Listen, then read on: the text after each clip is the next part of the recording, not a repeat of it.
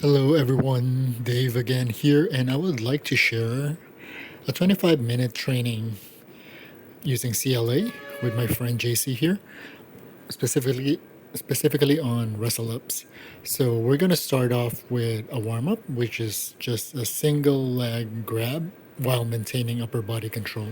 So the main purpose of this one, again, this is just a warm up, so it's more of just to get our entire body kind of worked up. But the goal is to maintain upper body contact while attacking or grabbing one leg, whether it's the front leg or the back leg, it doesn't matter. But the other hand has to have contact with the upper body one either way. So let's get started. And the whole kind of objective of this one really is just to develop the awareness that just because we are picking the nearest leg most of the time, it doesn't always mean that that's always in front of us. So sometimes when we spin around and move to other direction, the back leg becomes the lead leg. So we got to develop the awareness of grabbing that leg. But also the other upper body control thing is just to kind of control the posture of the defending player so that they don't just like posture up and make their legs extra heavy. Now again, single legs is one of the worst things for me from a technique perspective because I'm really not good at it. And JC is. So that's why we wanted to come up with these games to help him utilize his stand up more whenever he's playing guard so that he doesn't stay in guard for too long because he does feel like he's getting stuck there. So again, this is really just a warm up. So in the second game, it's exactly the same as the first one. We just added a new task for the offensive player. We're still trying to grab one leg or the other, but at the same time, we are trying to put the other person's hand on the mat and keep him as low as possible while controlling their posture. That allows us to finish the single leg at a lower velocity rather than lifting it up completely. So we're utilizing more angles and centrifugal forces to take the person down, like a spiral movement, rather than just the classic leaning up or running the pipe and that kind of thing. So again, we keep on going. As you can see, like I mentioned earlier, I'm bending over way too much at the waist instead of lowering my level, and that means unlike what JC is doing, he's just like snapping me down and just bringing me down relatively easily. So again, I'm trying to get better at this, but at the end of the day, this whole exercise is for him. I'm there to provide the training, but as well as trying to figure out why I'm so bad at this. But it is what it is. So we do enjoy it. Again, this is a very, very quick training for us. So don't forget to have a discussion and feedback with your partner after every game. We didn't have that much round breaks for this because of time constraints, but talk to each other, talk about what worked, what didn't work for each other, right? And just give the feedback and notice that JC is using a lot of that diagonal downward push movement that helps him push me down to the floor. And yeah, kind of just like shoving my head down, and while pushing my head down, he drives the weight forward, which makes his takedown a lot more efficient. Now we go to the main game. So the bottom player will start to play a supine guard. His job at the bottom is always try to maintain inner contact, meaning his insteps to be inside my hips. He's not supposed to play De La Hiva and those kind of guards. He has to stay inside, and his goal is to put my hands on the mat or put my butt or my hip on the mat. At no point is allowed to move backwards to retreat. So, and for me as a top player, my main goal is really just shin pinning. I'm not allowed to go down to my knees. I'm not allowed to go chest to chest. So my goal is really for mobility point of view and grip switching, right? So the whole point of this right now, it's kind of like a supine warm up. So we get started. So he has to maintain contact with me because again, as an outside player, outside guard passer, if he doesn't have any contacts with me, I can pretty much run around just like what you see here. I can just run around pretty easily. And I have to remind JC here, his objective here is to sit up and try to get a wrestle up situation. So to not have the habit of just sitting back and waiting for the person to flank him, because that's where he usually gets stuck. So as you can see, as soon as he started moving forward and engaging, after getting those inside hooks, he was able to lift me up and sweep me. So for the top player, again, you can see if you take a look at my hands, I'm trying to work on like timing and constantly pressuring the shin and the ankle and switching my C grips, right? Whether it's inside out or outside in, as well as keeping my mobility there, meaning I'm moving around with my toes rather than being stuck and using strength, because this is again a mobility thing for the top player. So again, we barely rested for most of these rounds. Probably like every switch, we only rest like 30 seconds, and we just went. And as you can see, JC is trying to do the same thing. He's not much of an outside passer compared to me at a normal when we roll normally. So I guess he was having a little bit of an issue controlling my hip movement and mobility. So again, as a top player playing outside, threatening Toriandos and stuff really works well. For me, I'm just like really trying to get the my instep, and as soon as I get the double hooks, I will attempt a sweep, as you can see. So we keep on going, and JC's kind of getting the hang of it now. He's getting a lot more pressure. He's moving a little closer to negate my hip movement. So at the same time, he's not supposed to drop down at this point, but he did, so that allowed me to kind of sit up. But for the purpose of this game, as you can see, as soon as he got a good shin pin and angle, I was kind of forced to turtle out, and that ended the game because he was able to complete his objective. Again, this is a pretty high intensity round. Like we both wear heart rate monitors. I think I was going up to like zone 4, zone 5, 168, 170-ish already, which is zone 5 for somebody my age. So next game is exactly the same for the top player.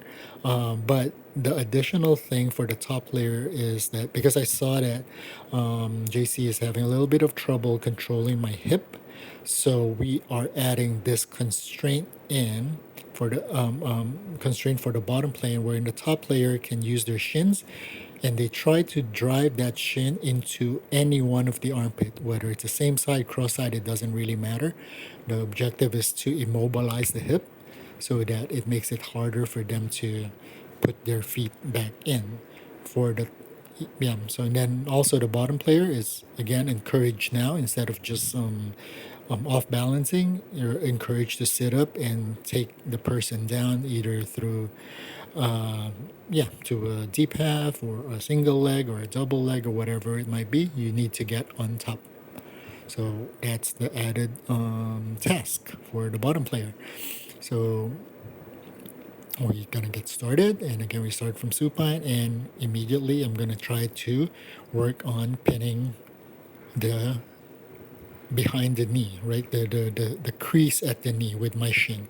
So as long as I can do that, that usually like limits the mobility of the bottom player quite a bit. And as soon as he tries to lift me up, I drive more pressure into his left knee pit. That allows me to kind of pin him in one place, and I'm using my hand to help that as well. But you notice that he's trying to leg drag me here, and as and again, I want JC to get up. I want him to get his sweeps and wrestle ups to be part of his game naturally, rather than something that he has to bait. So we'll see how that goes. Now we switch, and this is kind of interesting because again, this is not how JC normally passes. That's why it's probably a little bit more difficult for him. That's why I added that constraint of knee pit pinning.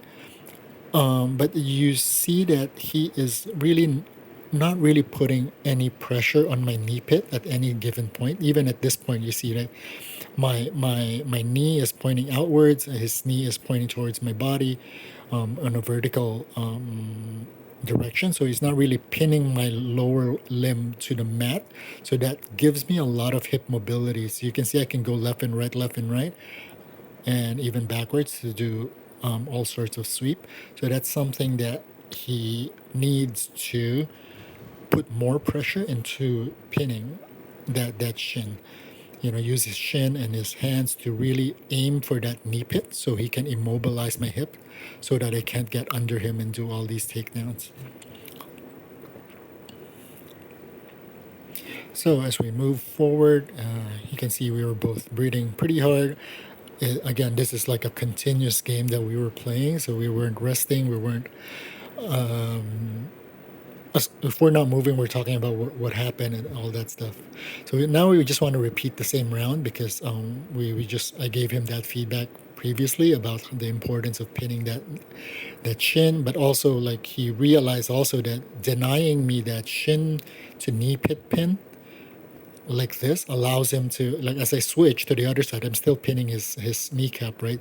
But as soon as he balled up like that and he relieved the pressure of the shin from his knee pit and just transferred that pressure into his belly, he was able to lift me up relatively easily. Again, same thing here. Instead of trying to deal with my shin pin, he actually drove my knee deeper to his belly that allowed him to kind of curled up and took me down. This might be a better angle. Like again, I'm trying to do a knee cut position. He loaded me up and did a deep half, and that was a easy sweep for him. Because his body frame and his guard structure would benefit from deep half type of guards more than rolling under the center of gravity of the other person, rather than playing like a flexible supine guard and invert and all that stuff. So like here, I'm pitting his leg quite a bit to the point that I think, yeah, he got a cramp in this upper leg. So it's not a big deal. It's just a tightness thing again. This is really early. This was like 7:30 in the morning. And yeah, so that's what we kind of discovered in terms of the sequence, whether it's on top and the bottom. We both shared what we felt, where the other person had a lot of threat, pressure, control, etc., and where it's getting loose when the sweep kind of comes in, and all that. So again, the discussion part is really important. The more that you can express it verbally, the more it will help you understand it. This next game, it's exactly the same, but we're just starting from seated guard, and it allows me to initiate attacks more. Meaning, it reduces the tendency for voluntarily going to supine without any reason. So going supine and seated, supine and seated, supine and seated gives you a lot of like rocking momentum motion that allows you to manipulate your opponent. Like if I play shin to shin right now, it's pretty easy to lift my partner up, and then as soon as he lands, I switch to another guard to sweep him backwards, take the leg. So that's one thing that I'm working on as well these days, like trying to catch the other leg, the far side leg for control, because a lot of times normally we only grab the leg that is closer to us, but the far leg is usually the balancing leg that will actually finish the takedown. So again, as you saw in that one, I pulled guard. I went supine for one reason and one reason only, is to load JC over my head and not to play guard statically. So now we switch again. JC tries to do a double butterfly lift. Again, it's a little difficult because I'm pinning his shin once again. Right now, I'm not really pinning his shin until I push it down and I start driving my right shin towards the kneecap. He kind of felt that, so he relieved that tension and moved my knee out. And look at how nice that is. He just moved himself back with a single leg and kind of do a technical stand-up single leg takedown. That was pretty effortless. He just redirected my shin pressure. And once again, I'm trying to shin pressure pretty much like an HQ position. As soon as I lost it, he lifted me up and he was able to take it down. Again, this is more of an awareness thing rather than a technique, because I think at purple belt, you pretty much know the techniques already. It's when to use it, and having the sensitivity of when something is happening is the key. So the next game here, it's pretty much the same thing. We just added the first game element. Did we? Yeah, I think the last game that we're gonna do is still the same one. Yeah, exactly. We still started as seated and same objective, but we are allowed to stand up. We are allowed to do we're encouraged to stand up and do stand up single leg takedowns. Again, this is one of the worst techniques for me. I don't wrestle much, so I really struggle with grabbing the leg without having to give up my posture. JC is putting a lot of weight and pressure on the crown of my head, using collar ties as well as over under grips, as well as using a underhook to lift my shoulder, torque my shoulder spirally. So I really, really have a hard time with that. And it really, really is very tiring because I'm bent over, my diaphragm's compressed. So if you roll with me and you bait me to do single legs, I'll probably lose pretty easily. So now we switch. As you can see how much better he is than I am when it comes to going for single legs. He has his head positioned really well. He just drives forward and he can pretty much take me down like probably 8 out of 10 times. Because my stand-up game is more based on judo-ish, foot sweeps, uchimaras, and harais, for example, more than wrestling. I just that's something that I really need to work with. It's just too easy for JC when it goes to standing. That's the reason why we wanted to do this game, because his stand-up game is a lot more decent than his guard play.